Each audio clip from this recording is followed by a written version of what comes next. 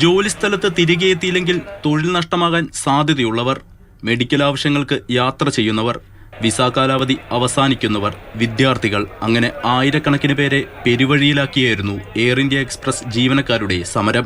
2 ദിവസത്തെ ജീവനക്കാരുടെ അപ്രതീക്ഷിത ലീവിനെയും നിസ്സഹകരണത്തെയും തുടർന്ന് റദ്ദാക്കിയത് 170-ലധികം സർവീസുകളാണ്. ഇന്നലെ തന്നെ അവർ തന്നെയാണ് എനിക്ക് ഇന്നത്തെ ഡേറ്റ് ബുക്ക് ചെയ്ത് തന്നത്. രാവിലെ വന്നാൽ മതി, എന്നെ പോവാന്ന് പറഞ്ഞു. അപ്പോൾ ഇന്ന് രാവിലെ വന്നപ്പോഴും ഇവിടെ വന്നപ്പോൾ പറയുന്നത് ഫ്ലൈറ്റ് ക്യാൻസലാണെന്ന് പറഞ്ഞു. എനിക്കിന്ന് അവിടെ എത്തിയേ പറ്റത്തുള്ളൂ. ഇന്ന് രാത്രി 12 മണിക്കകത്തെങ്കിലും അവിടെ ഇറങ്ങിയെങ്കിൽ എൻ്റെ വിസ കട്ടാവാതെ എനിക്ക് നിൽക്കാൻ പറ്റും. ഇപ്പോൾ ഇറങ്ങിയില്ലെന്നുണ്ടെങ്കിൽ എൻ്റെ വിസ കട്ടാവും, എൻ്റെ ജീവിതവും പാഴാവും. സർവീസ് റദ്ദാക്കുന്ന വിവരം യാത്രക്കാരെ യഥാസമയം അറിയിച്ചില്ലെന്നും പരാതി ഉയർന്നു.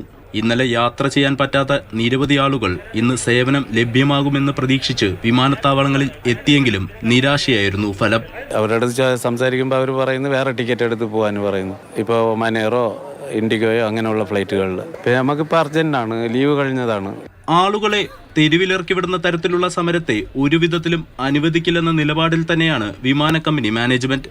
യാത്ര പുനരാരംഭിച്ചാൽ തന്നെയും ഈ ദിവസങ്ങളിൽ യാത്രക്കാർക്കുണ്ടായ നഷ്ടത്തിന് ആര് സമാധാനം പറയുമെന്ന പ്രവാസികളുടെ ചോദ്യം ബാക്കിയാകുകയാണ്. News desk, Mathrubhumi news.